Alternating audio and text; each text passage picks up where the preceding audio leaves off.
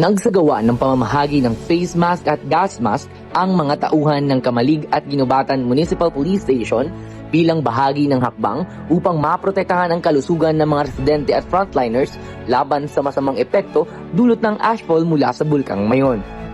Ipinamahagi ang mga gas mask sa mga nakatalagang PNP personnel sa mga border control points o BCPs sa Barangay Kirangay at Barangay Anoling upang matiyak ang kanilang kaligtasan habang ginagampanan ng tungkulin sa gitna ng patuloy na banta ng volcanic ash. Patuloy naman ang panawagan ng otoridad sa publiko na magsuot ng kaukulang proteksyon tulad ng face mask, manatili sa loob ng bahay kung kinakailangan at sumunod sa mga abiso ng mga kapulisan upang maiwasan ang masamang epekto ng ashfall sa kalusugan.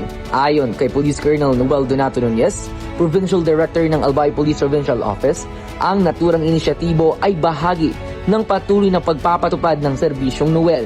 Ang serbisyong nararapat, organisado, epektibo at laging maaasahan na naglalayong magbigay ng maagap at makataong serbisyo lalo na sa panahon ng kalamidad.